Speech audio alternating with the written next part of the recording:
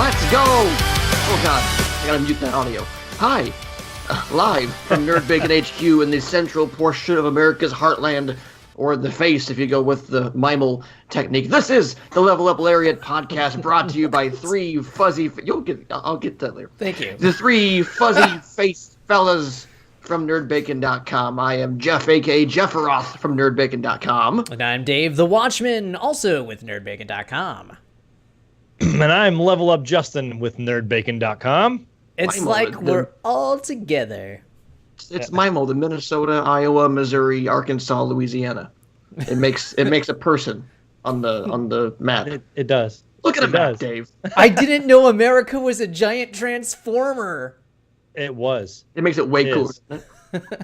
It's Eagletron.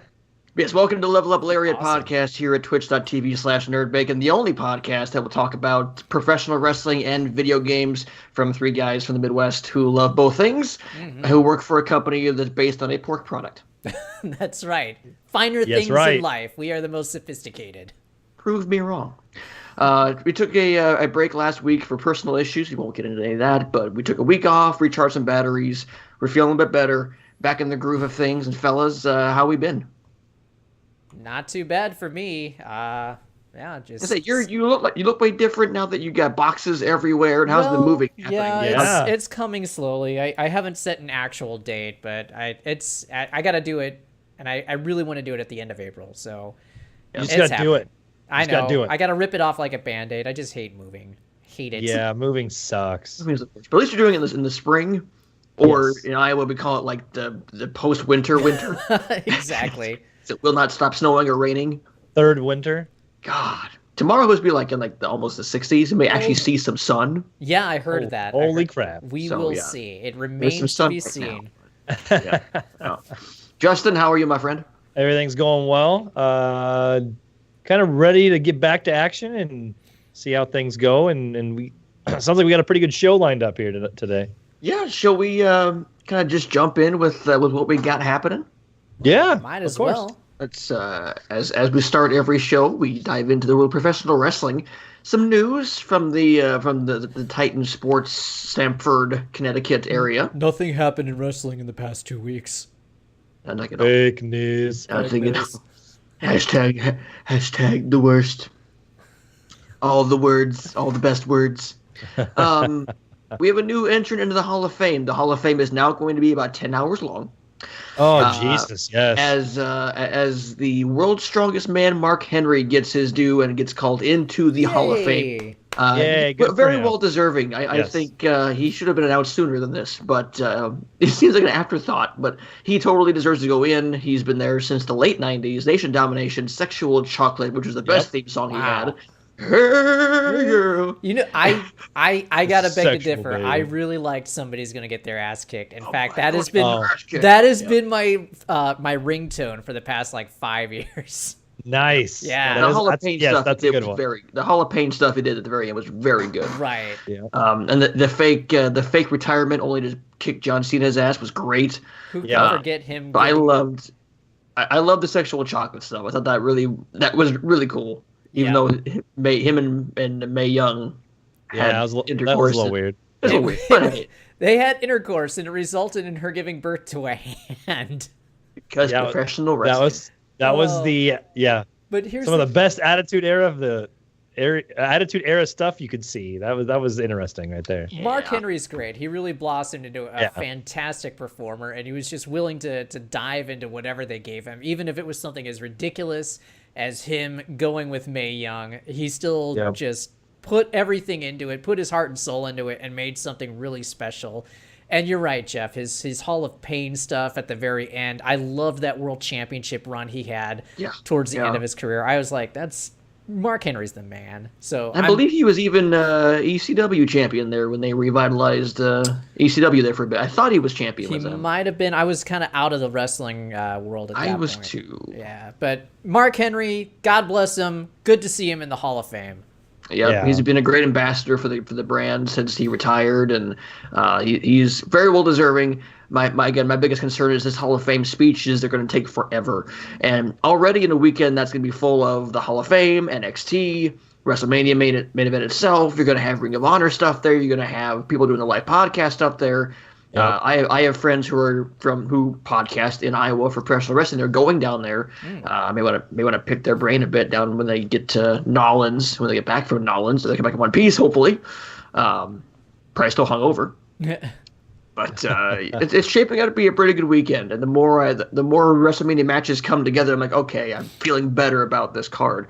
But first and foremost, Mark Henry getting Hall of Fame, great. I can't wait. This will be a great show. The Hall of Fame show will be great. That's right. But the big news over the past couple of weeks, last week, Daniel Bryan cleared to return. Boys, it happened. The impossible happened. Dreams still come true. Daniel Bryan is going to have a match probably at WrestleMania. Probably.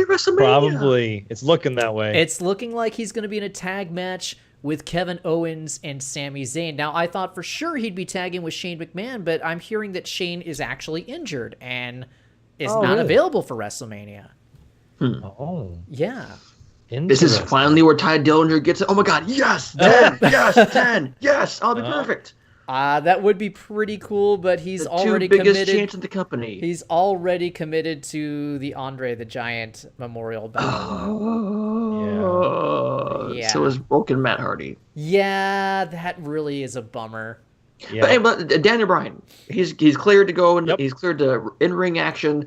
By doctors who maybe have some questionable backgrounds, but wait, I haven't heard that. I've heard that these were like the best doctors. Well, from what I was reading, one of the doctors was the doctor at Michigan when their quarterback got his shit rocked, and they put him back into the game right away. That was like a couple of years ago, because it was before Jake Rudock, but it was a couple of years ago, and the Michigan quarterback got his bell rung. He got concussed. And the doctors on staff cleared him and put him back in the game like the next drive. And people were kind of like, whoa, you shouldn't be doing that. But granted, that's what I was reading on Deadspin, because I get all my sports stuff from Deadspin. It's a great site. But if both the doctors are saying yes, then yeah, great. Daniel Bryan, the biggest name of our generation, one of the biggest names of our generation, is back to in-ring action. That's going to be great. Reportedly, after any WWE match, any match he does, he has to go and get checked out and do the full concussion tests after every match. So he's agreed to do that. Hassle for him, but to see him be able to get back in there and do what he loves, I am really happy for him. He will do whatever it takes to get back in the ring. If he wasn't going to do it here, he's going to go back to Ring of Honor and do it. That's true. Right. And I mean, it was just a matter of time before he stepped foot in a ring. It was just a matter of, was WWE going to let him do it, or was he going to go somewhere else? His contract is up shortly after WrestleMania, I think. Yeah, so they want to keep him on there. Then if they're going to keep him, now is the time. You know, and the thing was like he was cleared a couple times by some doctors, and it just was the WWE that was holding him back. So if whatever doctors they got said, okay, yeah, go ahead, and he has to go through tests after every match, that's probably totally fine. Yeah. And I just know that I know the one report I read said that he wasn't going to come back if he couldn't wrestle.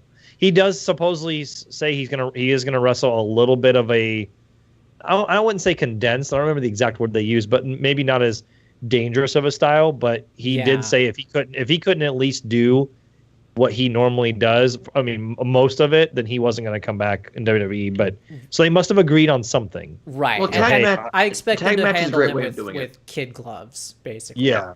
And you know what? They must really trust Kevin Owens as well. I mean, you got to think.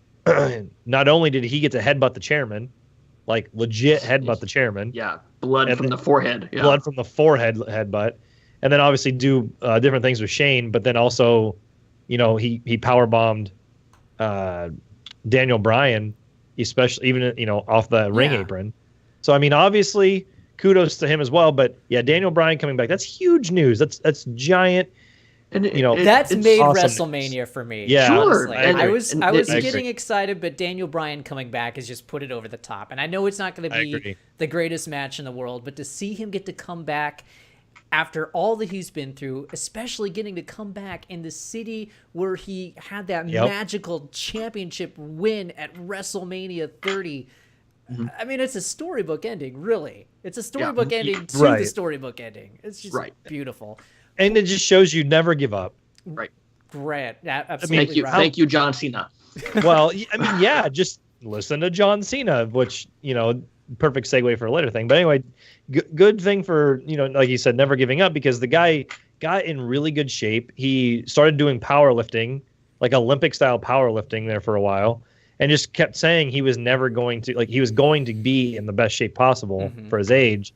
And if WWE and Vince weren't going to clear him, then you would have seen him in Ring of Honor, and he would be doing what he wants to do. But the fact that they were able to come to an agreement and finally, like you said, get a storybook ending back at WrestleMania in New Orleans, that's a huge boost to their roster. I mean, just think about that. If he no longer, if he steps out of the commissioner role or the or GM role of SmackDown, which he might, which would most likely will end up what that might. I could see that being a stipulation of getting into this match, because he said the whole promo, Shane admitted, that he was wrong. That's why he's taking a leave of absence. That was the promo last week. Shane was wrong. He did wrong. You guys wrong? I think that's going to be. I think that's going to be a storyline after WrestleMania. I don't think that'll be a stipulation for this match. Quick word on Shane. Actually, he had posted something on Instagram a day or two ago, thanking fans for all the messages as he has been battling diverticulitis as well as a hernia. Really? Yeah. Ooh. So I think he is actually out for WrestleMania. Yeah, diverticulitis is the same disease Brock Lesnar battled. Right. When they took out 6 inches of his intestine. Yeah. Was it 6 inches? It's something like that. Yeah. He posted a picture of him and his sons on Instagram. He's got the one son who looks exactly like Vince. It's so funny. Yeah. It's like, here are the kids who look like Shane and his mom, and then you've got this Baby one Vince at the side, and it's like Vince Jr. It's funny. God Photoshop, I think. God bless him. But no, it'd be great seeing Daniel Bryan. He's still the most over guy in the company, and putting him in a tag match will help him. It's not so doesn't have to put that burden of the 1-on-1. Plus, putting him with Kevin Owens and Sami Zayn, 2 guys who will take care of him, 2 guys who are company guys. This is going to be, I mean, no matter who he's tagging with, this will be a fantastic moment in what's shaping up to be a really good Mania. I think I'm comfortable in my manhood enough to say I really hope I age as well as Shane does. Oh yeah, he's looking good. He's looking good. I'm just saying. Yeah, I want to pull off the silver fox look the way that Shane does. I want to pull that off. Anyway, so when I make me in like the video games, when I make myself, I just make Shane basically. So I think I'm pretty good at or Cody Rhodes. One of the two. So speaking of Shane and his apparent inability to be at WrestleMania, and we'll probably find out in a few minutes here because SmackDown should be starting here. SmackDown watch, Justin. SmackDown watch. But this begs the question: if Shane is not able to be Daniel Bryan's tag team partner, then who's it gonna be? Johnny Gargano. Oh, yep. Wow. Yep. It actually lines up really well. Yeah. I pulled that name out of my ass and went, that makes perfect sense. You know what? That does make perfect sense. I was going to pull something else out of my ass, and I was going to pull out the Omega card. I was going to pull out Kenny Omega will be his tag team partner. Boy, that would be... But they don't want to overshadow Daniel Bryan. That's true. That's true. And that would overshadow Daniel Bryan. That might overshadow. No, I think Gargano makes a lot of sense. Mm-hmm. I mean, obviously, he's not on NXT for a reason. If he's not the partner, I fully expect him on Raw or SmackDown the night after Mania. I don't know if that means Ciampa comes as well. Not as his partner, of course, but like their feud or whatever. But that makes complete sense because I don't really think of anybody else that's, I don't want to say worthy, but anybody else that would be his partner to the level that Shane could be his partner. What if it's Braun Strowman? It's not going to be these hands. My tag partners are these hands. There were some people saying maybe John Cena, which I might put my finger down my throat for that. Johnny Gargano, that's a great pick, Justin. Or Jeff, I'm sorry. That's a great pick. I'm gonna say that'd be great. That would be fantastic. Cena's already locked up. It's just we know it's Taker. It's just a matter of Taker's reported to be there the last Go Home Raw episode. He'll be there next week. They won't confirm this until right before Mania. Yeah, it'll be next Monday. What do you guys think about that? Waiting until the last moment to tease it right up until the Go Home episode. I think it's great because it's Cena, because he can make it go that long. Because these are two people that can make this actually work. I mean, Cena made it the year-long build-up with him and The Rock work, so he can make a few weeks with Taker work. I think it also the rumors are really heating up about this not being the Dead Man Taker, that this being the American Badass because of Kid Rock Taker, because of Kid Rock, and because he put the the gear, his jacket down and his hat down in the center of the ring. So it's kind of like his one last hurrah as that version, and then this could be the last. This could legitimately be his last match. But is this the way we want to see Taker go out? No. No, not at all. He should have won out when he did the jacket and the hat. That should have been it. He should have gone out when Brock took him out at 30. I agree with you. He should have lost if he was going to lose to anybody, lose to Brock. That's when you put your jacket and the hat down, and that's when you leave. Yeah. He has nothing left to prove. No, he doesn't. But and I want to see this match, but I don't want to see American Badass. But I think it's what we're going to get. I think so, too. I'm not completely against him, but against American Badass Undertaker. It just allows it to be a little more... Because Fred Durst is not there, okay? He's not there sticking rolling. Oh, my God. That was and he only did worst. Rollin' was his second American Badass theme. Right. Because the first one was obviously American Badass by Kid Rock. But I think three of them, because there was the Limp Bizkit one, there was the Kid Rock one, there was the You Turn It Now. yeah, that was the weird one. Stupid. I didn't care for that one. But you got to think, when he debuted as American Badass, when I think it was a match between The Rock and like Shawn. It was like Triple H and Shawn Michaels. Shawn Michaels was out. It was like match. Triple H and all the DX people.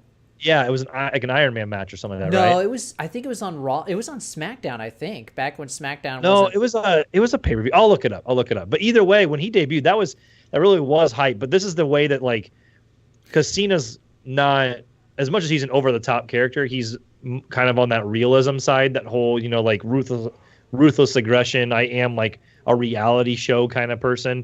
Mm-hmm. Not the over the top like older characters that we are starting to get a little bit more of again. Mm-hmm. Maybe having the Undertaker come as, the American Badass Undertaker or whatever, allows it to be a little more realistic. Like, hey, you called me a pussy, essentially. Like, I'm here. Like, I'm a badass. Is still my yard. As long as he doesn't have a Michelle tattoo across his neck, I'll be fine. No. Like he did back when he had Sarah tattooed across his neck. Yeah. Ridiculous. Super McCool. Super cool. Mr. McCool. I'd rather him go out as the Undertaker, not the American Badass Undertaker. Yeah. Well, yeah. But you know what? If this is his idea and this is what he wants to do, then more power to him. Sure. It's not up to us. So, okay, fellas. It was up to us. Last week on Raw, we got the Ultimate Deletion. Yes. Now, I did not watch it. I know what happened. Between Woken and Matt Hardy and Bray Wyatt. It seems to me, I mean, obviously, look, spoiler, Matt Hardy won. Yep. And it seems like they want to repackage Bray because they put him into the Lake of Reincarnation. I assume this will maybe culminate at Mania somehow to give the Andre the Giant Battle Royal a little bit more of a oomph because Matt's in it. I would imagine. Or the night after, yeah. So did you guys watch the Ultimate Deletion? What did you guys think? Where do we go from here? I watched the episode of Raw so I could see the Ultimate Deletion. Yeah. They made you wait till the very end. Sons of bitches. Yep. So real quick kind of tidbit on this too. So they put it at the very end and Michael Cole gave his little like, I'm really sorry for what you're about to see. Like kind of douchebag comment. But as Michael Cole will do. Right. Oh my. So he puts the comment out there. They do that, and then Raw the next day is on Hulu, and they do like a 90-minute condensed version. According to reports, backstage people, aka Vince, was not too fond of the Ultimate Deletion, and so the Hulu version did not include the Ultimate Deletion at the end. Fans were so upset that they clamored for it. They there was a petition even involved that they released the Ultimate Deletion in its entirety by itself on YouTube. So if you want to catch it, it is out there by itself. See, I had heard something to the opposite of that. I had heard that fans actually, or that Vince was a fan of the Ultimate Deletion, and he was, really happy with the fact that it was the #1 trending thing on social media, on Twitter for the past 2 nights. And the response was generally really positive. So I've heard he actually was happy with it. And it could be a mix of either or. I'm sure he was happy that it was #1 trending thing, because it was trending. I mean, I went and looked to make sure that WWE wasn't feeding me a bunch of bullcrap. But it isn't. I did check the Hulu version. It was not on the Hulu version. Huh. So what's the point of Hulu version? Unless it's all just Braun Strowman. Well, but yes, it is out there in your entirety, but it was definitely worth the wait. It was very entertaining.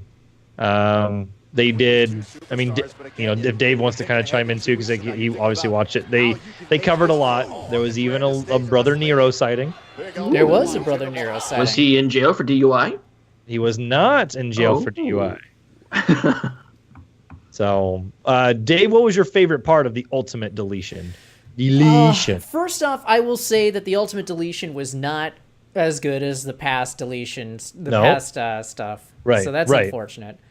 Did you think it was because WWE had their hands on it, or why do you think it was not as good?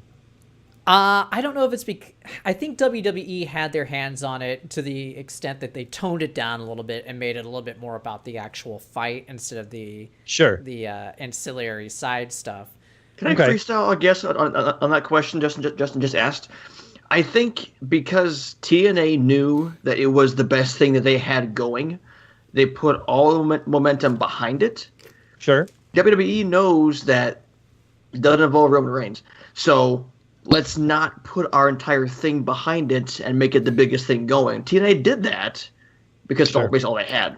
WWE has other things too, which is why it wasn't probably on the same level. I disagree on the reasoning. I think that they felt that they need to warm the WWE crowd up to it, because I think their thinking is not everybody knows what Matt did in TNA. Not everybody is familiar with the broken universe and the final deletion and all that. So I think that their mentality is that they just kind of have to soften it in for people, just kind of slip it in a little, and then they can get crazy afterwards. You still talking about wrestling? Oddly enough, I am. Okay, great. Yeah. No, we're talking. It's still we're still alive, right? We didn't get shut down for not yet. Okay, we're working on it. A TOS thing. So I mean, as Dave, as you are the resident, you're the most pro Woken universe, Woken Matt Hardy thing. We're all fans, but I think you are the most avid fan of him. And the deletion, how did you think of this? What did you think of the ultimate deletion? I would give it a solid 7 out of 10. It was good. It wasn't great, but it builds a foundation for future deletions and hopefully a full 30-minute deletion. Maybe, dare I say, if it gets popular enough, a full hour. But I think I understand why they needed to kind of give it the soft roll up. Sure. Maybe a tag team deletion. Was that tag team Armageddon? Was that the thing they had? Tag team Apocalypto. Thank you. And Jeff alluded to it earlier. That he was so Matt Hardy ended up winning, and they did throw Bray Wyatt into the lake of reincarnation, and so now the rumors are running rampant of Bray Wyatt being repackaged or coming back woken, or who knows what it's going to be.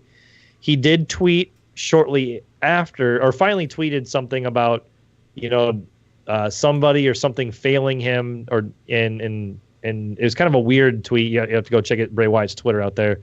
And so all signs are kind of pointing that they're going to maybe change up that. Or do you think this is the time we finally get like a Sister Abigail? Sister Abigail. I hope he comes back as IRS Jr. As long as he doesn't come back as poor old Husky Harris. I was going to say, what is Husky Harris again? He's just like, I'm Husky. Yeah. But it would be great if he came back as him, and then Matt Hardy went, no, try again. Put him back in the lake. If he just comes back as as ridiculous as it sounds, what if they start playing that Bray is like how they had like a giraffe for George Washington. It's like some random animal. Like, here is Bray Wyatt, my horse. They just keep screwing up. Like, nope, try again. Nope, try again. Nope, try again. And then does this also mean that we're getting Brother Nero anytime soon? Supposedly he's cleared. It's just a matter of the DUI incident. Yeah, the whole arresting thing. And then Matt Hardy did also tweet, which his wife retweeted as well, that who should be next? Who should he delete next? And it was Michael Cole. Yes, please, Roman God, Reigns. please. Michael Cole, Roman Reigns, or Vince McMahon. McMahon. At this point, I would like to see Michael Cole. I kind of would too. Yeah. But also, like, he can take away Roman's yard by getting on his riding lawnmower. Yeah. Yep. That could be where they. That is true. I've seen a meme about that actually already. That's where I get that from. All right, but yeah, we're just a little bit away from WrestleMania. It's happening like what, next weekend? 2 weekends? Yeah, a week not from this Sunday. Coming the weekend. Yeah, not this coming. The weekend after. Week after Easter. It's WrestleMania, so we got lots to cover. We may even do a watch. We might do a watch along, but it's a lot of wrestling that weekend. Yeah. So we're still talking about a potential watch along, like we did for the Rumble. But with NXT going on, with the Hall of Fame going on, with the WrestleMania going on, with Ring of Honor going on, our potential will be divided everywhere. But we might do a watch along with WrestleMania. We'll see. Hall of Fame is gonna be so long. So long. I might watch like half of it live, and the other half I'll wait until like after that weekend is over. The beauty of the network, guys. Yeah. Yeah. And just talking about the Hall of Fame real quick, they are starting to announce like who's inducting who. Yeah, you guys I saw haven't seen Road Dogg that, so. was inducting Jeff Jarrett. It makes perfect sense. That makes perfect sense. Yep. Molly Holly is inducting Ivory. Oh, cool. Paul Heyman inducting Goldberg. That's great. I kind of wish it was Bischoff, but at the same time, I think even Bischoff came on Twitter and said, Heyman will do a better job than I will. So. Sure. By the way, Eric Bischoff getting a new podcast. Ooh, he's back. And better than ever. And so, do you guys listen to like Something to Wrestle with Bruce Pritchard? I haven't in a while. You really should listen to that. Listen to Tony Schiavone podcast, because this is all Conrad Thompson stuff. He's got the Bruce Pritchard podcast, the Tony Schiavone podcast, and now he's got the Eric Bischoff podcast. So sure. These are great listens. So. And then another inductee, Edge and Christian inducting the Dudley Boys. That's fantastic. That's my favorite one. So again, that one should be Paul Heyman. Yeah. But both are great. Those are great things to do. Great people to induct great people. Mark Henry inducted by. I haven't seen that one. I don't. Who do we think should induct him? D'Lo Brown. Oh, that'd be good. Or Ron Simmons. Yeah, Ron Simmons would be good. Yeah. Well, and then just one last story, and we can kind of segue into the gaming world of our podcast. This makes me so happy. So, as of what we'd say an hour ago, confirmed roughly. Oh yes. Reports are confirmed about an hour ago that John Cena himself, even though you cannot see him, get those trumpets going, is going to play none other. He's going to play none other than Duke Nukem. Fuck yes. And he's going to play him in whatever film adaptation is coming. So that was official.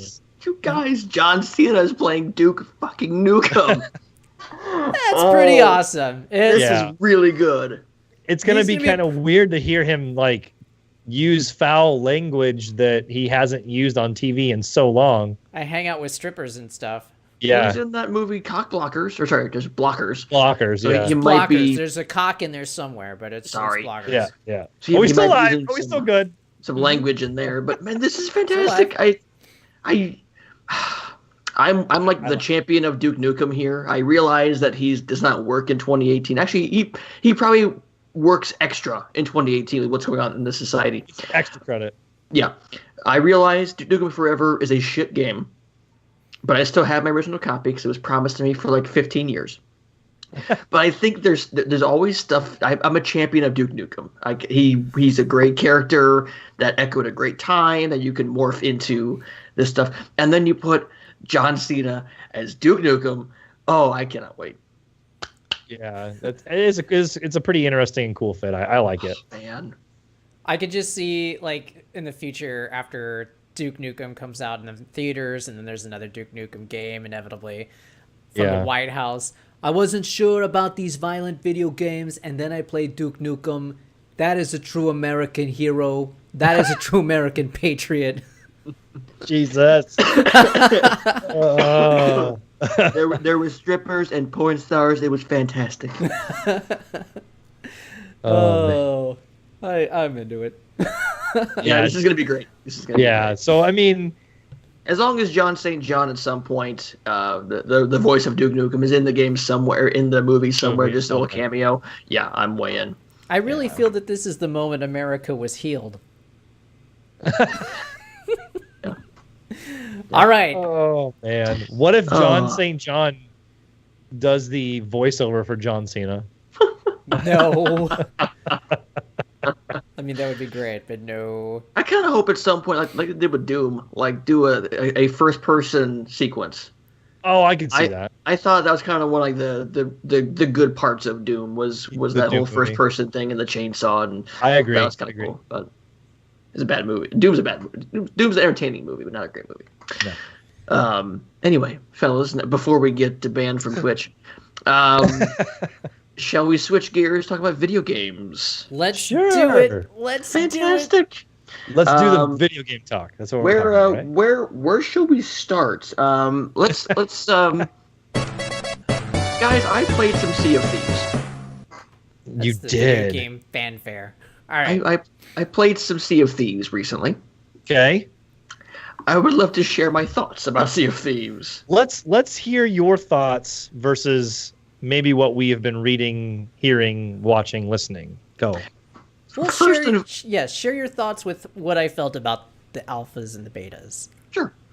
First and foremost, I'm glad that I paid $0 for it. Okay. Game Pass. Through Xbox Game Pass, it is for free. I think the game looks tremendous. I mean, the water effects are gorgeous. Yep. Some of the islands look fantastic. The songs they put in there, the atmosphere, it's all there. It's just the actual playing of the game is mostly shite. And I say that because I can't really give it a review because I've only been playing single player, which don't do that. If I can give any people advice, don't go in solo, because it is damn near impossible. Because when you're just steering the ship, you have to work on the sail, make sure that's in the right, with the wind, and the map's in a different level of the ship. You got to go down to make sure you're going the right way, make sure you're steering. If you're one person, that's damn near impossible. So you have to have at least your group of 4 in order to just make the ship go straight. I did a stream of it a little bit, about a couple hours of streaming, and it was boring, very repetitive. And there is no easy way in. There's no tutorials. It's just, here's how to eat banana. Here's open map. Good luck, fuckers. And it's. I don't want to say it's a bad game, because it's not. Because when you get 4 people together in one setting, you can do some really fun hijinks. I can see some Red versus Blue style videos coming out of this with the right group of people. Okay. I think people were comparing it to No Man's Sky, and I can kind of see where they're coming from, but at the same time, I don't think it's completely accurate. I think it's a very ambitious game that suffers from its ambition. Real lack of progression in this. Really, you're not really getting into levels. You're ranking up your level with the merchants and the orders of the game, but they don't seem to really do anything for you outside of you can earn coins to get gear for your pre-made pirate, which is weird. You can't actually customize your pirate. You pick from a prefab set of pirates, and you can't actually customize them, which I think is already a misstep for the game when it starts. It's not fun, especially by yourself. I would say, again, if you can pay $0 for it, try it. It's fantastic looking. It's a lot of fun when you actually do the sailing properly, when you make those random encounters with other people. Like, that's fun, because you can just get on the cannons and just bomb the crap out of them, and that's fun to have PvP stuff in there. But the majority of the game is just downright boring, and I really hope that they add more content in the future to keep the people who are interested going forward. But right now, I cannot recommend this game at all. And that's pretty much in line with what I thought of the pre stuff, the alphas and everything that they kept putting out. I'd never been. I played it. I was really eager to play it that first time. I was like, oh, this is kind of cool. And then I think I played it the second time. I was like, there's really nothing else to this. And that's the big problem. There's just nothing to the game. Once you get past that initial excitement of, oh, this is really cool that I'm on this pirate ship and I'm getting in with this crew and everything. Once you get past that and realize, all the missions are the same, there's really nothing to this game, it goes like that faster than the original Destiny did for me when I realized, hey, there's nothing more than just grinding for stuff, and this is just not fun anymore. So yeah, I am really sad that the game, for all the technical alphas and everything that they had, and they had like a solid year of this leading up to the release, it's really surprising to me that the game did not evolve at all since those preview builds that we had been playing. Yeah. They didn't take any type of fan input or anything. Nothing like that. Nothing added into this game. And you're right, it does look very cool in like it's natural. It's natural effects like the water and then the land and stuff like that. And then some of the characters are cartoony. It's meant to be run on like any type of machine out there. They wanted it to run on a potato, basically. It's a cool graphical style. Like that art style is really neat. I'm not saying it's bad. I'm not saying it's bad. It's just not like a technical wonder house. It does look good. Sure. But yeah, the combat you're right. The combat's boring. The thing that really got me is it is very social, very much a social game. When you get in there, you're absolutely right. You cannot operate that ship by yourself. You have to have a dedicated crew, which is cool. It's cool that moment that you get in there and you've got a crew and everybody's doing their thing and it's all just working. That's magic. Yeah. The problem is that magic doesn't really occur that often, especially when you're not going in with a group of your friends. You're just dropping in on people to play.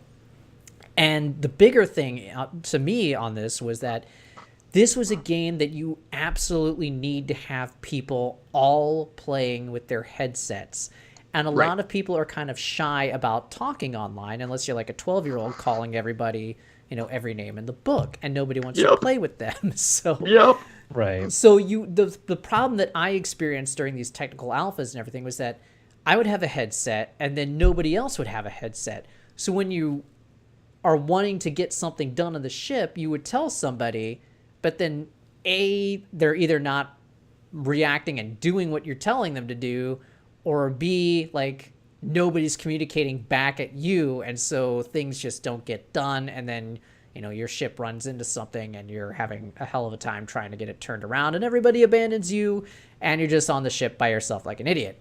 So I wish that there was some way to require voice chat in the game in order to play. But, or to make it easier for a single player experience. Well, I think that would ruin. I think this game was, in all purposes intended, this game was meant to be essentially a multiplayer only experience. Sure, right. There's not really a story to the game or a campaign to the game, from my knowledge. There's not much to the game, which is really kind of odd. Right, which that kind of goes into my whole so many years field, on? So. I don't know. Right. It kind of seems like Microsoft just said, "Hey, guys, we need to put a product out, and where can you sort of, I hate using this term, where can you pinch this off? Like where can you make a viable vessel to put this out in?" And then we can build on it later. We just need to get this out, probably for shareholders, but we need to get this product out the door. I don't know, because they've had so many years to work on it. I mean, if you're going to give them that many years and want to put out, something with a lot of hype, you could have had Rare doing a Battletoads revitalization. Another Banjo-Kazooie. Sure. Yeah. I think I would have rather seen Battletoads at this point, but I would too. But but if you think about it, any of those, like if they would have brought back after Rare. Give me a Perfect Dark, okay? Give me a good Perfect Dark game. Yeah, I think exactly. Sumo's working on that. Ooh. You got to think too, though. Like, Rare Replay was a gem, especially for the price that you could get it, right? So they could have came out with any of those old, titles, revamped it, brought out like not necessarily like a remaster or anything, because you can play Banjo-Kazooie just fine. Let's just use Battletoads for example. They bring out a new Battletoads, and people would have eaten it up, or a new Banjo-Kazooie would have eaten it up just fine. Jet Force Gemini, let's go. There you go. There's another one. Yeah. Was like the RC Racer or whatever it was. RC Pro-Am. RC Pro-Am. That was an awesome game. I love that game. No, but I kind of put this one. More. I know Microsoft bought Rare or whatever, but this is on Rare. I mean, they had, how long has this game been in development? You get, like you said, it seems like they kind of like pinched it off at some point.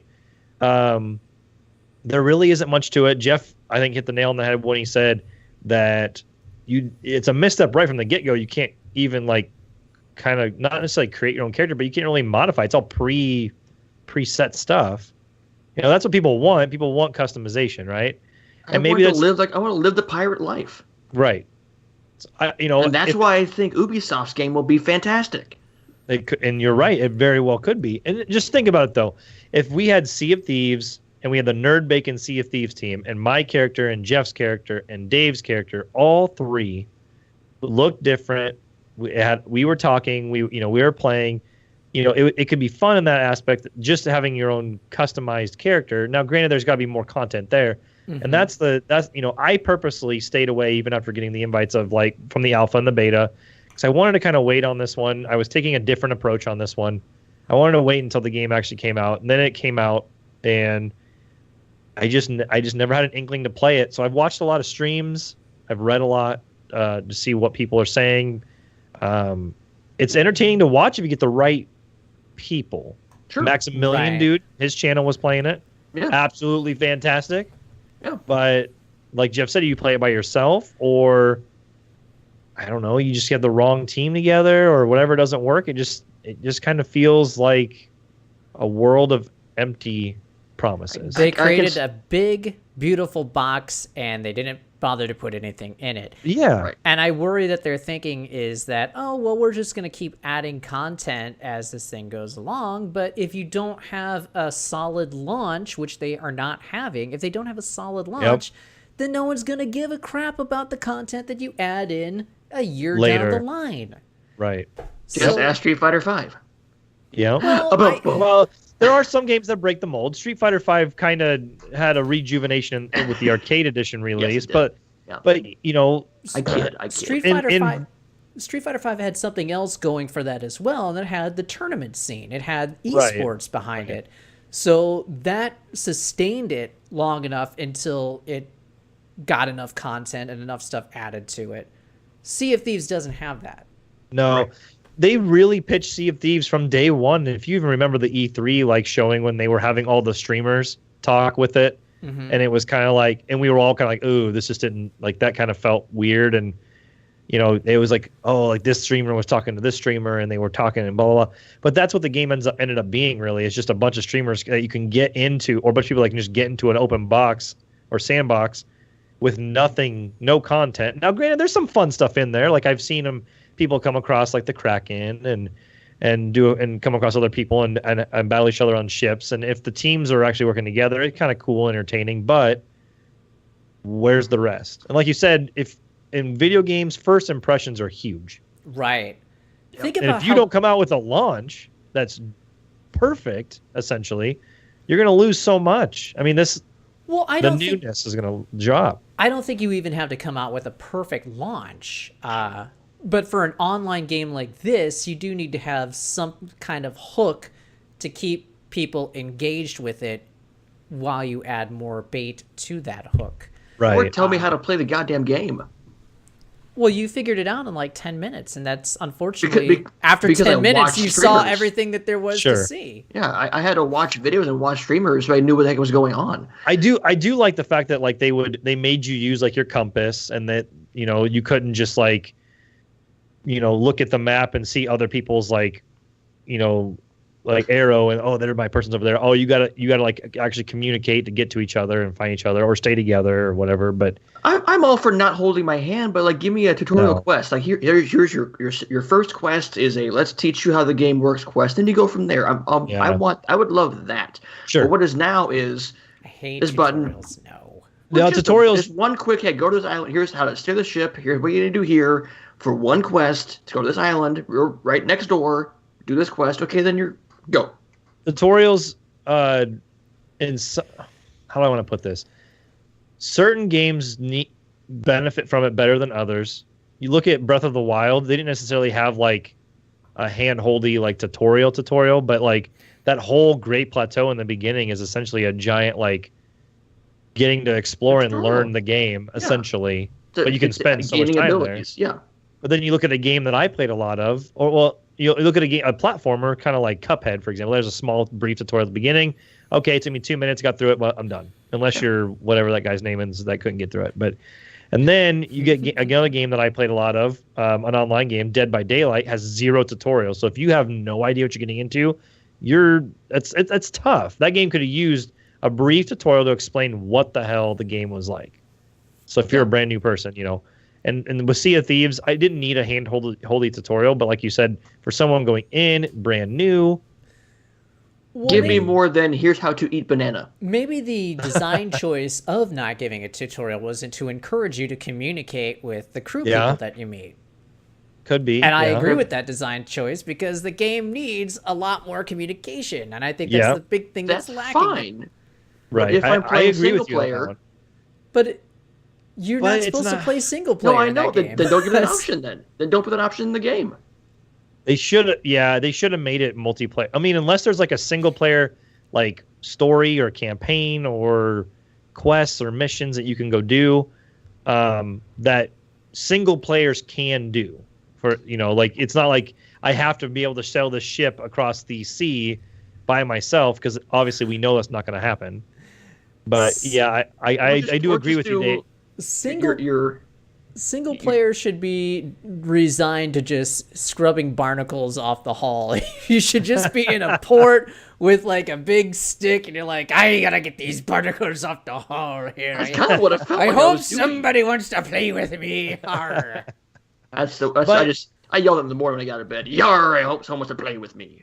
I do kind of think that with Sea of Thieves, they could have came out with this game and said it's multiplayer only, and it would have been sure. Or if you're gonna do a tutorial, okay, your first quest, single player only, just so you know the mechanics. So when you do go in multiplayer, you know what you're doing. It worries me because, hey, what other high-profile AAA Microsoft exclusives are coming out that we know of that we can name right now? I can name. Well, it's not really AAA. Yeah, exactly. I can name like one that I mean, Crackdown 3 is the only thing, but I would not put it in the AAA category. I mean, it's not not after this many years of development. No. This is in development hell category now. Well, let me sum up Sea of Thieves. We got to move on. Let me sum up Sea of Thieves like this. There is some fun to be had in this beautiful game, but much like buried treasure, it's very hard to find. Wow. That was good. That was good. Thank you. How long did you practice that one? I am taking the rest of the podcast off. You guys. I will say this may not be the last we hear of Sea of Thieves. No, and it's again. It's going to get more content. I don't want to sit here and shit on it. There's some really neat things there. It's just right now mechanically, I cannot recommend playing this game at all unless you get the right crew. With the right timing, I guess. I really like Rare too. And I love Rare. I want Rare to do well. Yes. So I hate seeing that they're having a rocky launch. But have they put out anything good since being purchased by Microsoft? Besides Rare Replay, obviously, but they did the Kinect Sports games. They did Killer Instinct. No, they didn't do Killer Instinct. That was all Iron Galaxy and. They didn't. God. Yeah. I don't think so. They should have given. This purchase seems less and less like a good thing for Microsoft. Remember how we all thought Nintendo was crazy back in the day? How could you let Rare go? What is your strategy? But yeah, 15 years later, they're like, how much of this is Rare? How much is Microsoft influence? I don't know. I mean, how different would Rare be if it was owned by Nintendo? I'm trying to think, what was the last Rare game that they put out on a Nintendo system? It was either Banjo-Tooie or Conker, I think, or Perfect Dark. Did Nuts and Bolts, Banjo-Kazooie Nuts and Bolts? Was that the Rare? 360. That was 360. Yeah, that Microsoft was Rare. by that time. Was that also on like the Wii or whatever, or no? Nope. That's only Microsoft, only Xbox. I think they did that Blast Core game for N64. That was a launch title. Was it a launch title? Yeah, that was 96.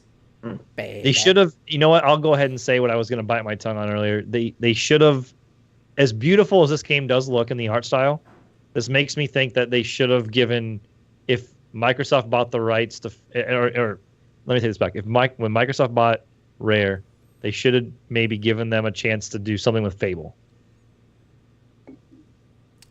Well, Fable was in the hands of Peter Molyneux's old studio, so I think they're like, hey, you're all set. Molyneux promised that the grass was going to be able to think on its own. Wow. But obviously, now Microsoft has the rights to that franchise. I'm pretty positive that they have it now. I just think that Rare could have done something cool with that franchise. I think they could have, with the art style they chose even for this. Yeah. Well, now we're stuck with this, so now we got to see where it goes from here. I don't think it's dead. Awesome.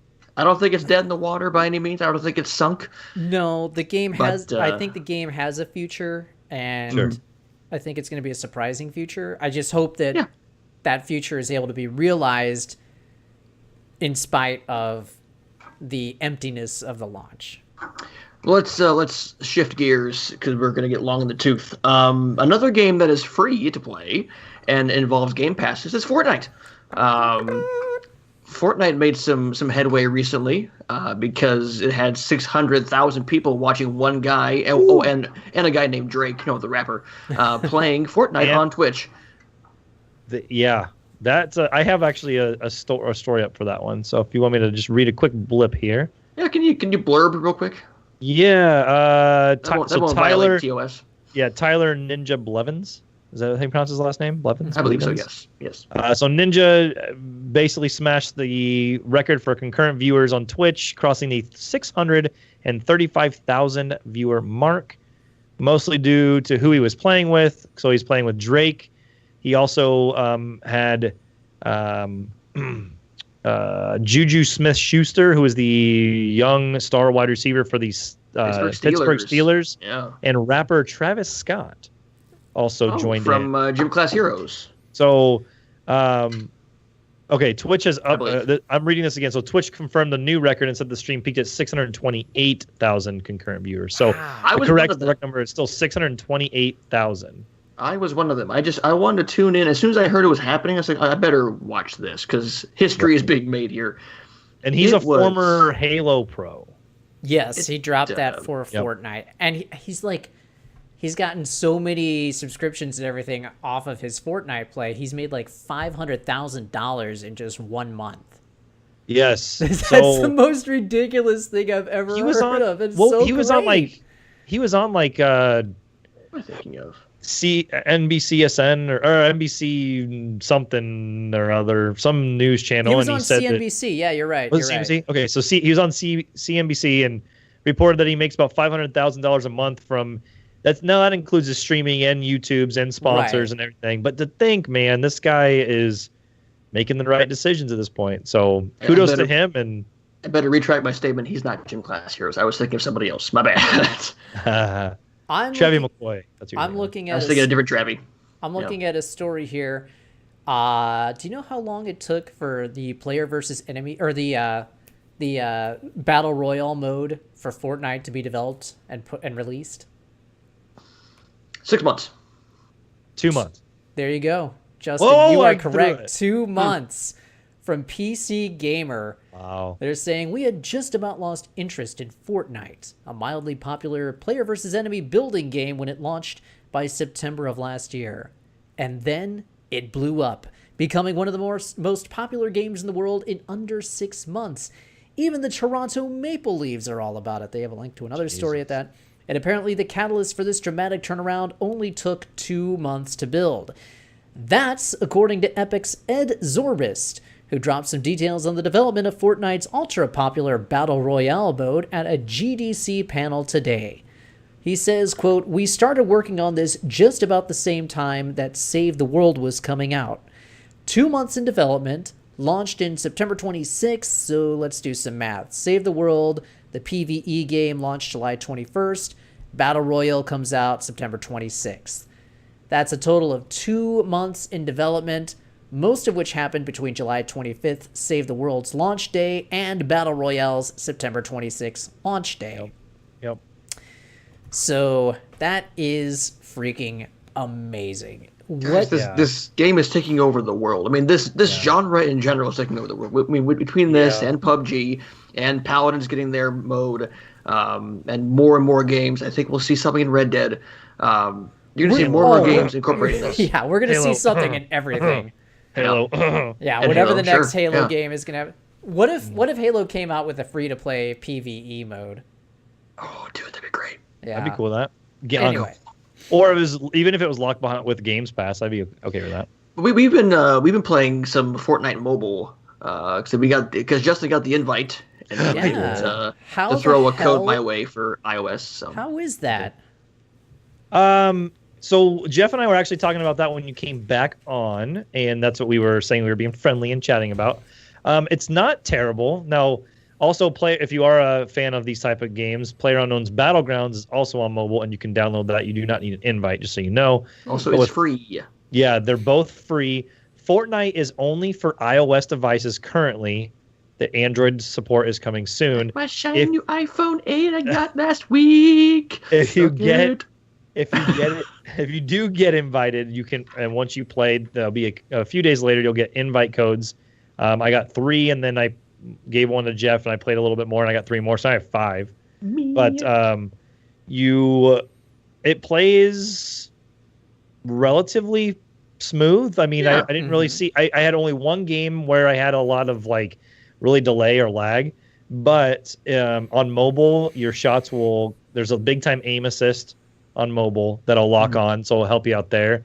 But I do not feel like I can react as quickly as I'd like to, and part of that is just it's on phone, so I'm not playing with a controller. 2, I'm just not used to it, and I don't know if I'm going up against people on console or PC because it doesn't really specify. Right. Don't think that you are. I seem to recall reading articles stating that they were going to keep the phone users segregated to playing off just with phone users. Okay. It is not terrible.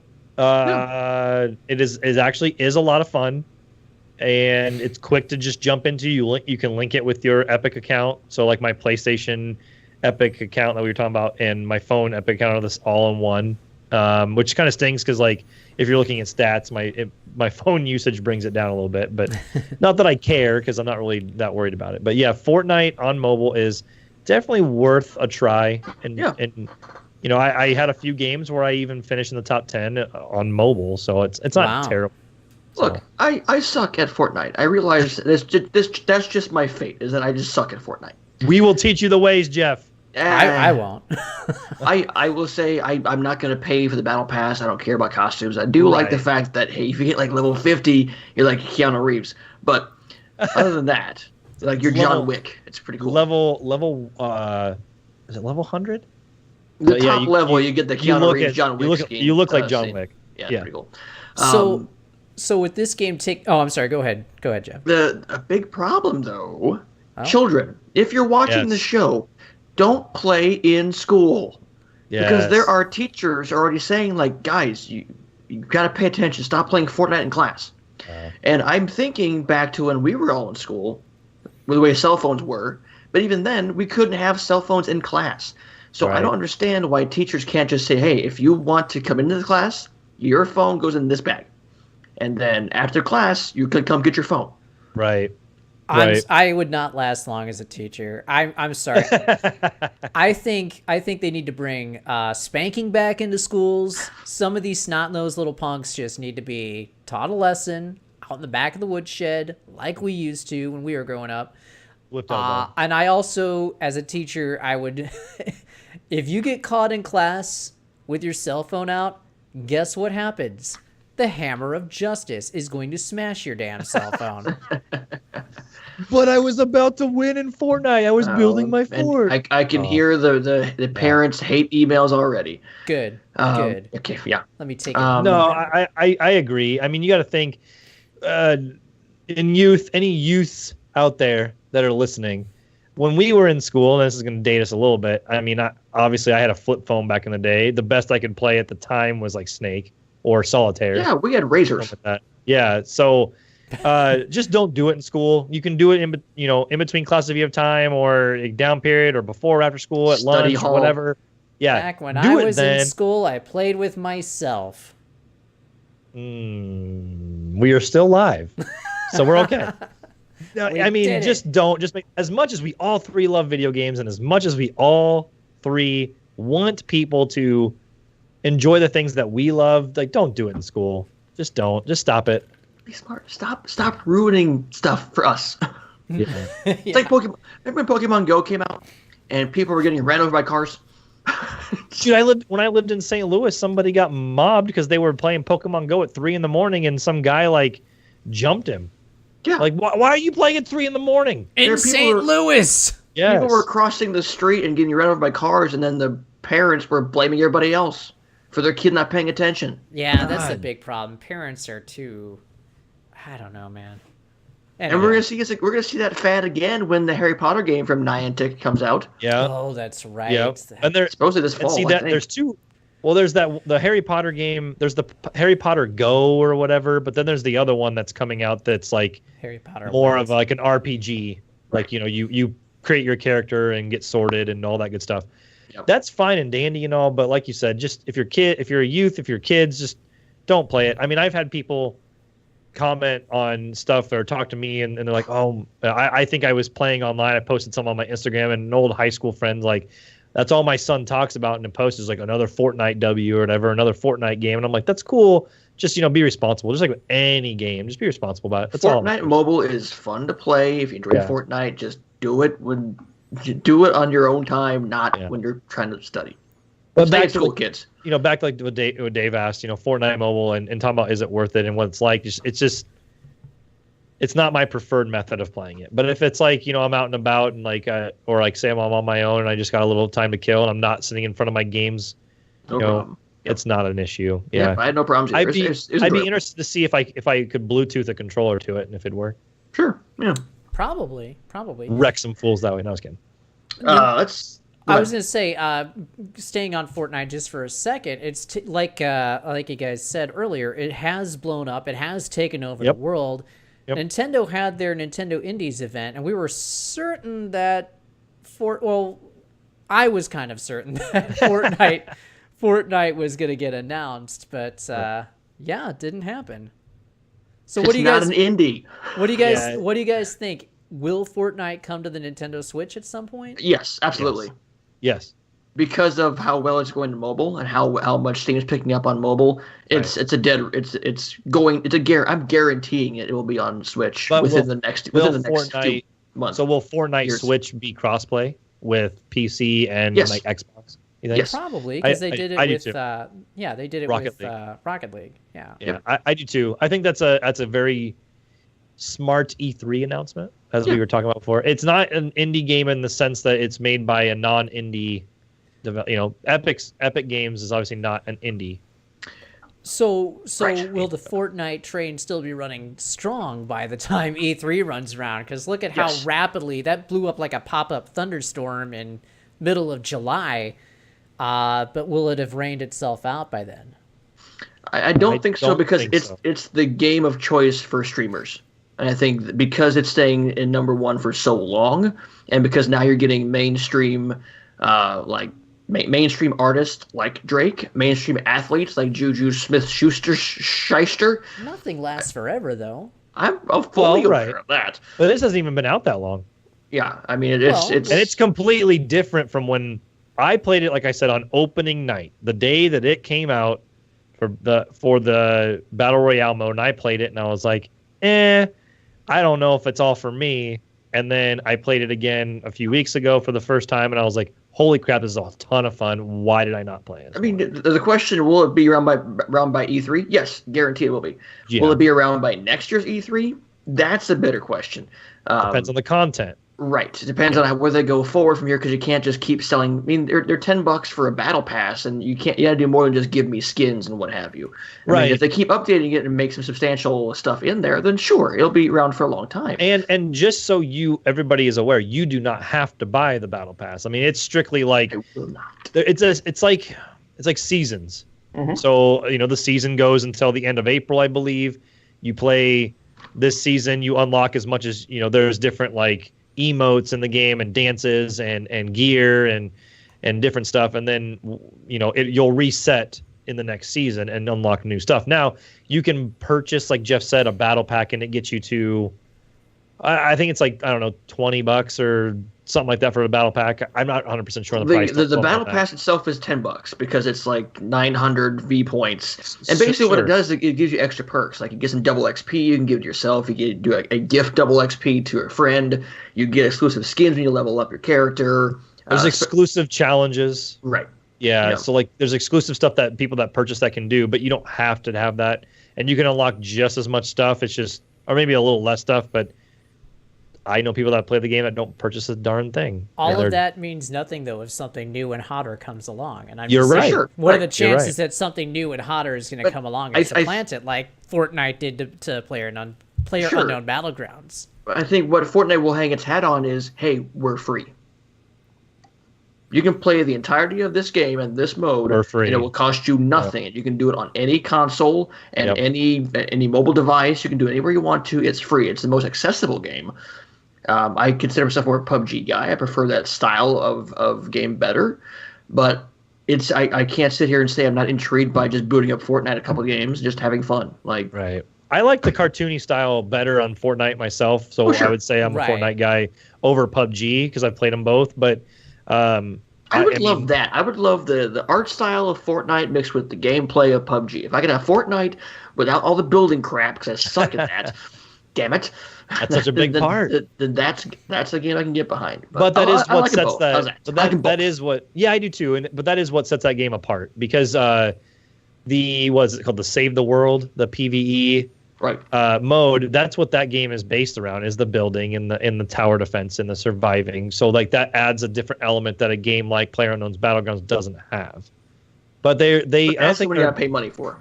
Right, and that's going to lead me into a question here in a moment. But the cool thing is that when you're playing a game like Fortnite, and it is free, it just seems like everybody that's playing it, there's different ways to play it. It's just, like you said, it's a fun game that they are continuously trying out new modes for. Like Blitz was just new. I don't know if either of you heard of that one. That was new. So they're trying stuff out to maybe. And I don't know if this is their way of like trying stuff out that they could bring in the long run, but trying new modes and different things like that. They did a 20 team mode a couple weeks ago, where it was like 5 teams of 20, and then instead of like doing, and they had like the 50 on 50 or something like that. That was kind of cool. Stuff like that. So they're just trying different stuff, and I mean, I think it's just a matter of how much they want to support it. If they support it kind of like a game like Rocket League and how they consistently updated it and multiple stuff, then maybe it'll continue on. It is like Dave said, it is hot right now, but there is always a chance that something could come that's bigger and better. Or like you said, Red Dead could have this kind of mode. Right. Well, Red Dead will probably have that, and and look at the crowd that Red Dead. Call of Duty definitely will. The new Battlefield. I mean, GTA 5 had that going for GTA Online for a while. Sure. And I think I look at that and go, oh, they're testing this out for Red Dead. So then, does two questions? One's probably an easier one than the other. The first question is, does this at all? And I know Dave isn't a huge fan of these battle royale games, and that's totally fine. Does this at all make you want to play the PvE Save the World mode? No. Okay. And then the other question is, okay. well, no, I figured that was the easy question. That was a yes or no, because on one hand, I kind of want to see what it's like because you have that building element, but like I don't need to pay for it. Look, if I want, like the game I got. I don't really care about the other part. That my PvE fix for that, I can play with Rainbow Six Siege, or I can play with Gears of War. Like those are where I can get into, right, and have a better time with. And I know nothing about the PvE mode for Fortnite because I never played it. The person that I streamed with, she said she played it and she loved it. That's what taught her to build really well. But just something I was thinking about: does this make you want to play it since you've played the actual Battle Royale version? The other question would be if you had your dream game, what game would it be? We've mentioned Red Dead, we've mentioned Call of Duty, Battlefield, and Halo. If you had a dream game, what game do you think would lend itself best, or in your heart, to having a Battle Royale style? I think Halo. I think so. I would say my number one would be Halo. You fly over on like a Pelican or on a Covenant ship, and then you drop from that. Oh, hang on. Let me spitball this at you. So H1Z1 just went free. And they have the auto, the car battle royale. Carmageddon or whatever. Auto battle royale. They also recently released a Burnout Paradise remastered. Okay. What if EA seeing, hey, what's the thought of, do people still want Burnout? And then they make a Burnout game that's like battle royale with cars. Yes. I would be way into that. I'd play it. Yeah. Yeah. That'd be a fun one I'd play in. What if that's in Splinter Cell? The next Splinter Cell that comes out, there's Spies versus Mercs, is actually a battle royale mode. I think everything is gonna have a freaking battle royale this year. We're gonna be sick of battle royale by the end of the year. Well, and look at was it Firefight when Halo had brought that, and then you see other games bring that kind of mode in, and it was a real quick blip, but it was real popular for a brief moment, and kind of you don't see it as much, but. Yeah, I mean it's Battle Royale is the new fad. It is fun. It's very intense. I'll give you that. It's especially when you get into that top 10, top 5 for sure. Final Fortnite things before we become a streamer about Fortnite. I had nothing. Sea of Thieves. By the way, Daniel Bryan just announced that he is reinstating Sammy and Kevin. He's stating now that he's sick of having meetings as a general manager. Uh-oh. He says he's sick of wearing blazers. He's taking his blazer off right now. Or whatever the hell that thing is, he says. I have to talk over this because there's a little bit of audio that's probably creeping in here, and I don't want to get copyrighted. We don't get flagged for that. Yeah. He's pointing and talking about how he wanted to compete. He's wearing a new Yes shirt. It says, "Fight for your dreams." Oh, new Yes merch. That's on right. shop.com. Looks like a good shirt, too. Kind of gray and blue. I like it. Yeah, I like I just it. wish they made a good Braun Strowman shirt, but they don't. I know. It says, don't happen. Get these hands. Get these hands. Oh, he just said Daniel Bryan will fight at WrestleMania. Oh, there it is. Here we go. He says Daniel Bryan is back. I don't care how many times you power bomb me against that apron. Daniel Bryan is back, and he will fight at WrestleMania. Daniel Bryan's back before The Undertaker. Yeah, here we go. I am infinitely more excited for WrestleMania with Daniel Bryan coming back again. So that's huge. That's bigger than The Undertaker coming back for me and the Ronda Rousey thing. This is the highlight of WrestleMania, even more so than Roman winning the Universal Championship. I think this also kind of maybe on par, if not tops, AJ Shinsuke. Depends on what kind of match. Depends on what kind of match. In the same breath, I think. It depends. It depends if it's. Are we going like tag? Are we still saying it's going to be a tag? I'm just saying like the concept of him coming back versus the dream match concept of AJ Shinsuke. I think the hype is on par. We shall see. All right, moving on to more video game stuff. Real quickly, maybe some future E3 news. I haven't followed up on this. Remedy put out a tweet saying, "Hey, we're working on something. Remedy, the team behind Max Payne and Alan Wake. Stay tuned. So perhaps something there. Perhaps a new Alan Wake. Perhaps a new Max Payne. Perhaps Alan Wake came out on Microsoft. Maybe they're saying, hey, we're making Alan Wake remastered for PS4. I don't know. I don't know. Either way, I'd be stoked for a new Max Payne or a new Alan Wake. Yep. I kind of doubt that they're going to do a Max Payne, because isn't that a Rockstar title? Yes. Yeah, I gotta say, if it's anything, it's probably new Alan Wake. New Alan Wake, I think so too. I think that would probably be with like some sort of, like you said, a remaster or whatever. What if they just made a Twin Peaks game? Because that season came out recently on Netflix, and Alan Wake is basically Twin Peaks. Wait a second. They're showing Shelton Benjamin. Oh, Shelton Benjamin with Chad Gable. Okay, never mind. Okay. Right, I'm turning this off. Shelton Benjamin faces Shinsuke tonight. That's the really? Yeah. I like Shelton Benjamin. Yep. Good for him. I think it's going to lean towards like an Alan Wake something. Just pretty cool. Alan Wake is up.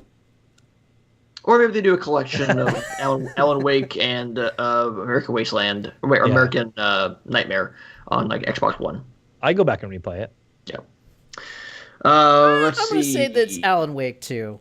Why not? You think so? Yeah. I play it. I really enjoyed the first game. Yeah. Atari's new console coming out, fellas. The grandfather of video games has returned. Atari's making the VCS. Supposedly playing Atari games and newer PC releases. Yep. Okay. What the hell is this? Hey, Atari, I don't know if you heard this, but there's this thing called Steam. I should take a look at it. Is this like a glorified Steam machine? Like, is this just a Atari-shaped Steam machine that can also play Atari games in HD? It sure looks like it, because obviously it looks like there's no disk drive or anything like that. And the controller concepts that they put out are very similar to an Xbox controller. But yeah, it looks like kind of like a glorified Steam machine. I'm not like completely against it. I mean, I'm all for Atari trying to do something, but yeah, I mean, does it really have a place or have like a market share? I mean, the concept of playing old Atari games on my current HD TV sounds appealing to me, just because they were. Sure. And I think that was kind of the premise of Xbox's Game Room before that just bit the frickin' dust. Yeah. But I think, playing River Raid and Pitfall and Pong, just give me Pong. Sure, yeah, and playing those kind of old school and Hero. I loved Hero. Those old Atari games for new generations are great, but there are ways of doing that don't involve this glorified Steam machine. So I don't know where they're coming from, I guess. That's new Atari. I don't know what's happening with new Atari, because they're putting out all these hats with the speakers in it, and they're putting out these stuff, and I'm like, what is Atari now? What is 2018 Atari? It's a name brand. Yeah. Do you really want Atari to continue to like come out with stuff though like this? I want Atari to make games. I want Atari to do what it did back in the the 360 days, and be a part, because they were a part of. God, didn't they make? Well, they went Sega's route. Like Sega and Atari both went their ways and just became game publishers. Sure. Instead of console makers, they just put their names on games, and I think they should go that route. I'd be okay with that. I think that would be probably the best thing, in my opinion, for them to do, because if you think at this point, I just don't want Atari to become that like old man that like still thinks he's like 25. Like me? Is that what you're saying? You're not old. Shut I'm up. Old. Ugh. Just make games at this point. Yeah. Let's or see. if you're gonna make a cheap way to play Atari games, great. I mean, but don't charge me like $300 for a Steam machine, because I don't want one. I have one. It's called my computer. Right. Call of Duty Modern Warfare 2 remaster. I'm sorry. I missed this when I was watching. Daniel Bryan challenged Owens and Zayn to a tag team match against him and Shane McMahon. Oh. Okay. So that's on. All right. The original idea that we had. Shane is going to wrestle, huh? Great. He is going to wrestle. It's happening. I'm fine with that. What will he fall off of this year? Oh my God. The WrestleMania sign. It's not even Shane. It's not. It's a regular match. It's not even a cage match. There's no cage, no hell in a cell. Shane, where are you going? Get back next week. Take that crane, Shane. Take that crane away. Think about this. Our question for next week is: how many times does Shane McMahon take an apron powerbomb from Kevin Owens? Oh God. Over under of 3. How's that? Over under 3.5. I say he takes 5 of them. Yeah, I was kind of thinking like at least 4 or 5. Yeah. All right. So yeah, Call of Duty Modern Warfare 2 might only be single player? What? Yeah. I wouldn't say what. I'd say, duh. Why are they going to take multiplayer attention away from Black Ops 4? That's the flagship. Sure. The newest title is the flagship Call of Duty title each year. No matter when they do a remaster, the newer title is always going to be the flagship. It's like heel versus face wrestling booking. Newest title. Fine, but when they put Modern Warfare 1 with Infinite Warfare, people played Modern Warfare more. Okay, let me ask this question before we get too far into it. Let me ask this real quick. When is this Modern Warfare 2 remaster supposed to drop? Do we have any idea? I don't know. Within the next few months. Okay. I agree with Dave. With this said, I agree that you don't want to take too much attention away from that. But Jeff is right. People did play that. But this Modern Warfare 2, while the Modern Warfare series has been great for the single player campaigns, I think 2 is probably one of my more favorite ones. Sure. The game is more known for that multiplayer aspect. Yes. I understand that. It's the most popular Call of Duty multiplayer that there's been that's been out. But sure. Still, you want people playing your newer title. And then why is this getting made then? Why is a Modern Warfare 2 getting made? And I know you can't, and I don't want the answer of money. I want the answer of if you're going to have a Black Ops 4, a Black Ops I, damn it. Then, okay, then why if would you don't want the answer of money, then out of the goodness of their hearts, then this is a dumb idea to put this thing out in the first place. If you're not have multiplayer, don't do this. Do you think they package it with Black Ops at all? Maybe. Probably some deal. Get more I money, would see but if it's for single player only. Now, what if? I mean, are they going to give the ability for me to like play locally with somebody, like system link it if I really wanted to? Like, I don't know. Are they taking that away too? You know, Modern Warfare 2 was the Call of Duty game that I got way into multiplayer wise. This was the one that got me. So to have this come out without multiplayer would be a travesty to me. So screw you. But again, it's if you don't have the complete experience, don't do it. I don't really care about Call of Duty anyway, to be quite frank. I know. I will say that in the days that I did play Call of Duty titles, Call of Duty Modern Warfare 2 was the one that also got me into it. It was the one that I spent the most time with, even over 4. That's where over 3 and 4. That's really where Call of Duty blew up. But right.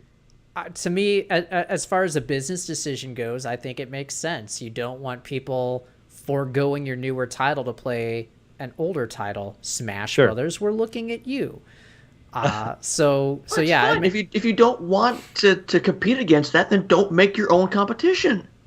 It also goes to the same aspect of if you're going to remake something, are you remaking the entirety of it, or are you just going to get part of it? Like think of like your Dave Chrono Trigger. If there was an aspect that they left out of that game, but they remade it, then I wouldn't buy it. Would you feel jolted? Would you feel? And here, we're making Final Fantasy X. It's just the Blitzball port, though. Then they would release it as Final Fantasy X Blitzball for $10, and I would have that choice to buy that or play the complete Final Fantasy X. Just as you have the choice to buy this or play the old Modern Warfare 2. I'm just going to give my opinion. Sure. I'm just saying, it costs money to keep those servers running, is all I'm saying. Sure. Right. I only asked that question just to see, like, how would you feel if a beloved game, one of your favorite games of all time, came back out, but they were like, we're not going to release this part of it. And you're like, oh, well, would you feel? I'd be bummed and then come back and play the original version of it. Right. That's the only thing. But I think Dave's onto something, the fact that you don't want to take away from Black Ops 4's multiplayer, which assumingly will sell well. Yeah, and probably be one of the better, like probably top 2 3 at the least, like best-selling games of this year. But I think it'd be cool if Modern Warfare, this remaster, I think it'd be cool if it had a VR mode. Yeah. That'd be cool with slick. But then I go back to, hey, if you don't want to compete with it, then don't put it out. Like, you're only competing against yourself. But they want the money. But I bet you there'll be a portion of that group, because Infinite Warfare was received so poorly. I think there'll be a portion of that group that says, hey, if you're going to do Modern Warfare 2, screw Black Ops.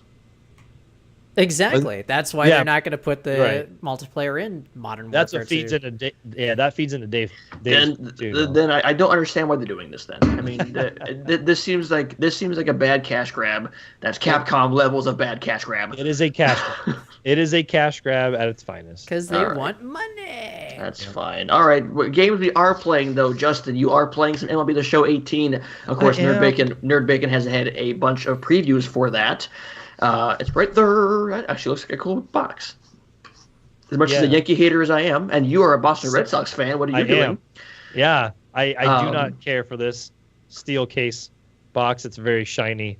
So I know you'll be putting your impressions up on the site, but real quickly, while we have a little bit of time here, some quick impressions of MLB 18 The Show. Now that you've actually put your hands on it,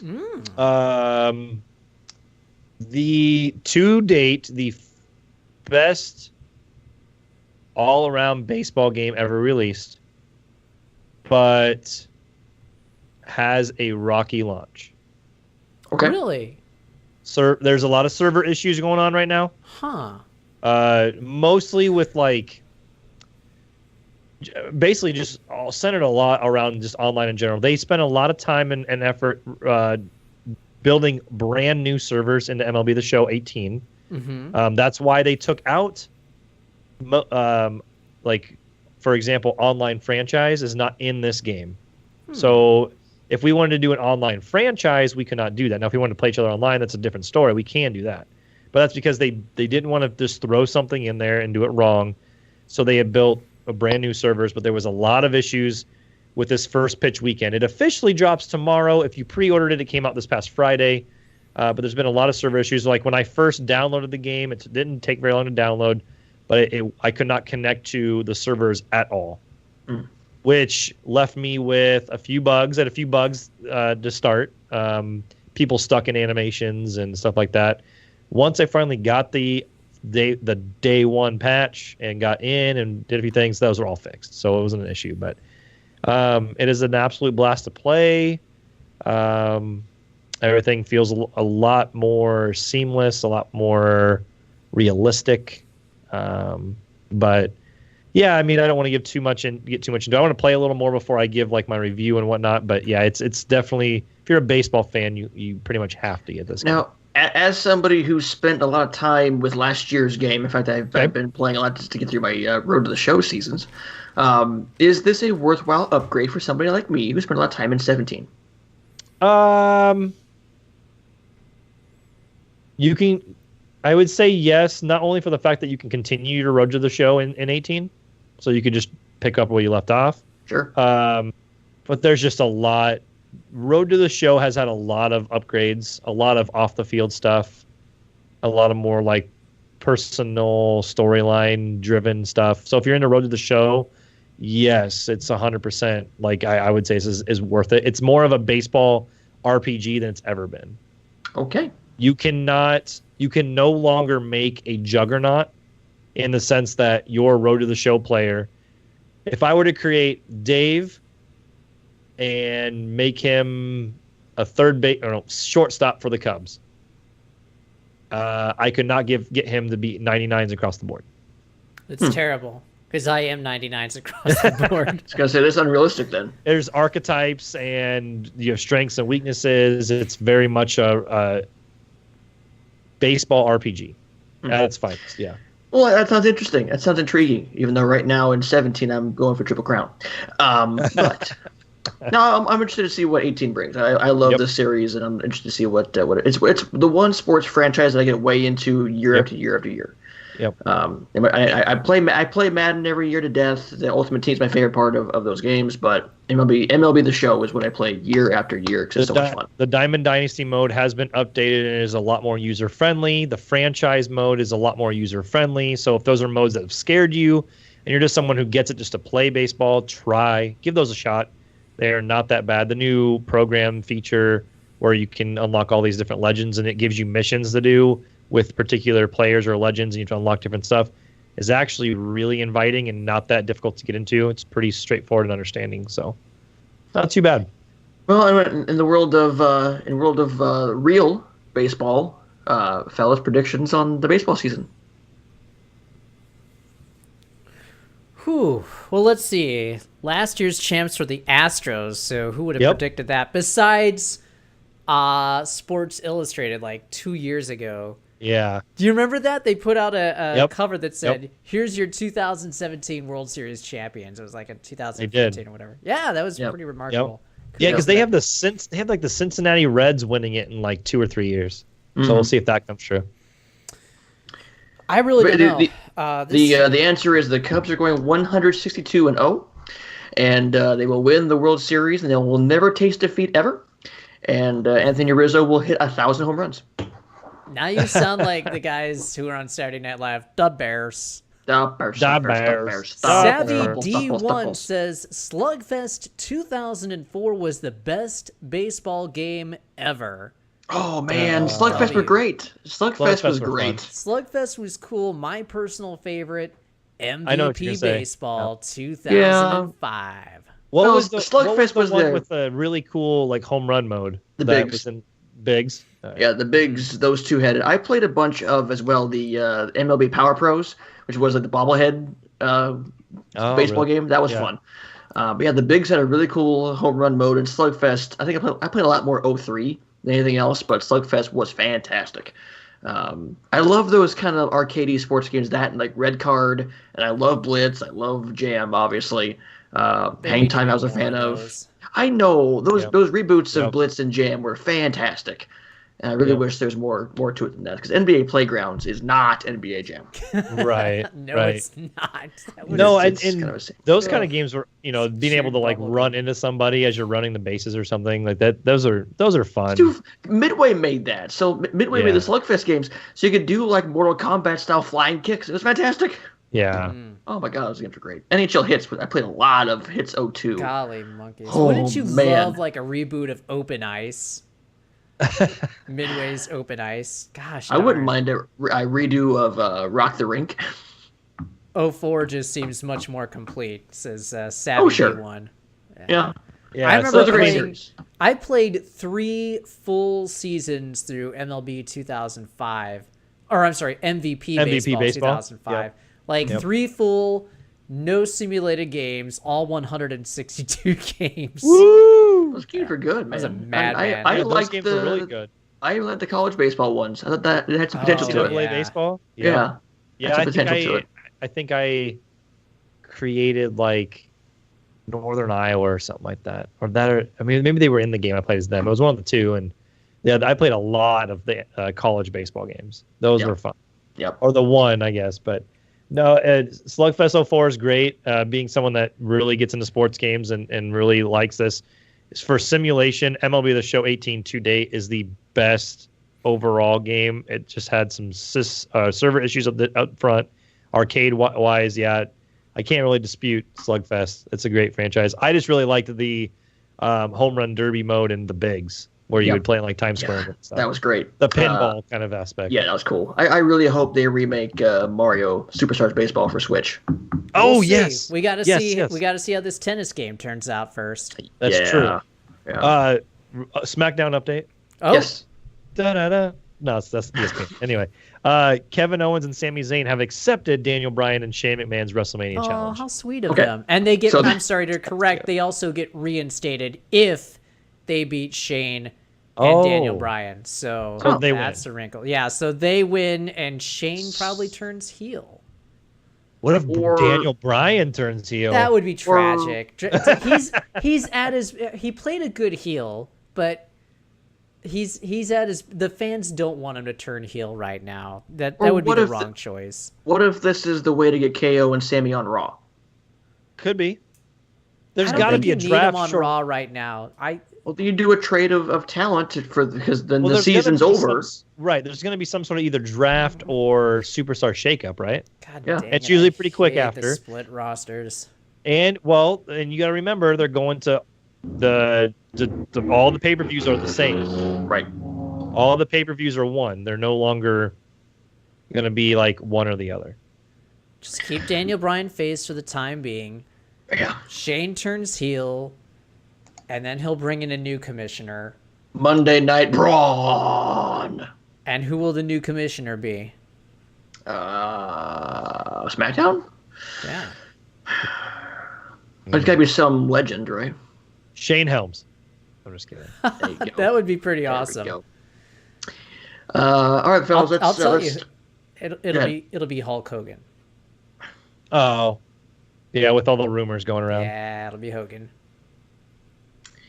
Let's take her on home. So, Justin, you've been playing some MLB The Show. Actually, it's the last podcast of March, so let's quickly look forward to what's coming out in April. We should say Far Cry 5 just came out as well. Far Cry 5 came out today. Yep, on PC, PS4, Xbox One. Relatively also, good reviews. Yes. Good reviews. Also, recently came A Way Out, came out on PC, PS4, Xbox One, and Ni no Kuni 2. You only need one copy of Yes. A Way Out, by the way. Yeah, because when you buy one copy, you get two to give to a friend. Ni no Kuni 2, Revenant Kingdom looks great. It's been getting some good reviews too, PC and PS4 for that one. In April, what we're looking at April 17th right now is I think this is correct. Yakuza 6 Song of Life. Oh. I thought they got pushed back till May. Not sure. Double check on that. April 20th is the day though, because That's the day. Because Nintendo Labo is coming out. Besides that, shush with that. Besides that, front runner for Game of the Year already, God of War comes out April 20th on PS4. Also, briefly, I'll say South Park Fractured But Whole on Switch on 24th. Oh, cool. Yep. And that's it. As far as the big releases. Okay. That's a good month, though. Yeah. God of War is pretty much Yeah. the thing I've been looking forward to this first half of 2018. Yep. God of War should be absolutely fantastic. I'm just hoping having a little bit of some open world fatigue, and I don't need that. I don't think this game is going to be open world, though. You don't think? No, I think it'll be kind of Lara Croft Tomb Raider style. Mm-hmm. There'll be kind of a main hub you can do stuff in, but then you'll Sure. branch out into these little side quests here. And really, that's kind of the biggest thing left in the next couple months, because May you have State of Decay 2, you have Detroit Become Human, you have the Street Fighter 30th Anniversary Collection. Oh, yeah. That's it. Oh, by the way, speaking of Street Fighter, did you guys see that they have some new Darkstalkers costumes coming out for Street Fighter 5? God damn it, I'm so pissed. So, okay. Three characters. Jury is getting a Lilith costume. Manat is getting a costume. I can't remember which character. And Urian is getting a Donovan costume. Yeah, I That's think out the April 3rd. I think there's one was out now, but right now in the extra battle, Nash has a Captain Commando costume, but don't play it now because you missed the first orb. And like I found out, I spent 2,500 fight points and I played it and I beat him and I got the second orb, so I'm just fucked. Yeah. So I don't think you can go back and You get can the pay first one. $4 for these guys. So Yeah, Screw I'm not a Street huge Fighter fan 5. of that way. Like, you should, if you miss it, like, give the opportunity to buy it if you really want it. Screw you, Street Fighter 5. Screw this fight point system. This is stupid. just pay attention and play it when you're supposed to. Or be a better game. It's a fine game. Be a better game like Tekken. Like play Noctis. The fine game. Noctis is so good, and I'm just getting very good. Those bastards are wrecking me online with Yes, Noctis. they are. Like, I'm still trying to play as King, and it's like I can't compete with Noctis. Yeah, so Noctis is out on Tekken 7. I Is he love God tier? playing Is as that him. what we're talking here? He's pretty good. He's King tier. His nice. The reach on that character is fantastic with the warp strikes and everything. Yeah. Speaking of Noctis, those hands. I bought FF15 on PC now recently. You already have it on PS4, correct? I do. I'm going to get rid of it to trade in towards God of War. Right. But I double dipped because I want to get on PC, and it looks fantastic on PC. I got on high settings. I took down some of the NVIDIA setting I don't need necessarily, and it runs at 60 frames. It looks gorgeous. All the content and the Gordon Freeman frickin' Half-Life skin. Workshop support as well. I'm interested to see what your thoughts are as you go through this game. I really enjoyed it. I watched Maximilian Dude play a bunch of it. I actually watched him beat the game a couple of weeks ago. I played several chapters on the PS4 version, so I kind of have it. It's a great game, except I think people would say the very end was kind of rocky at best. But they said Chapter 13, that son of a gun chapter. Isn't that why they made a new one? It's just tough because it's basically going through this big factory and it's a bunch of like corridors and stuff and a bunch of stupid battles and it's just not fun. You just want to be done with it. Be done. I also picked up Burnout Paradise Remastered on Xbox One. Wow. Because that's still a great game. What did I pick up recently? I got Burnout Paradise when it was Games with Gold, so I just played that old version. It still looks just fine. I happily have not bought anything recently. Burnout on PC is coming out. The Origin says Burnout on PC is coming out soon. Okay. So, don't know. I wanted to buy Far Cry 5. I said I better wait because money. Yeah. But Far Cry 5 looks great. For what I've been seeing, it's very interesting. I think it's getting like high-ish reviews, not like fantastic, but it's getting like, hey, this is a great setting. Story is not fantastic, but it's a lot of content there to sink your teeth into. What else do we got hype for? I've been playing a lot of Division. Okay. Because goddamn it, that game just wants to sink its teeth into me. I got some wins as Rashid last night in Street Fighter V in my Beautiful Joe costume. I gotta say, the past few times that I played Street Fighter V or Tekken 7 even, I've been on a really bad losing streak with fighting games the past few times I've played. It's been pretty frustrating. I want to get back to Dragon Ball so bad. I just have not had time to get back to Dragon Ball. I'm surprised I have not played that as much as I thought I would. Yeah, I need to sit down and play through I want to play through the rest of that story and the 3 different arcs. And see what that's all like. And so has the new character dropped? Yes, no? I believe the first pack of Bardock and Broly has dropped, I believe. Broly looks giant freaking enormous. Yes. And Bardock looks badass, just in general. Yes. So I like Bardock. I like the way he looks, like the way he was, like the little bit I got to see of him. All right, fellas, so quick hits before we take her on home. Anything we want to get to? Obviously, we are hoping for our Evo passes. We should be getting those hopefully next week or so. The emails hopefully are coming in. Other than that, you want to pimp yourselves out there, fellas, with your various networks? Well, you're watching the flagship right now on Nerd Bacon. That's right. So check us out, nerdbacon.com. And... Make sure you hit that follow button if you haven't done that. And if you don't know what the follow button is, it has a little bit of heart. A little bitty heart. That's right. Show us a little bit of love with that little bitty heart.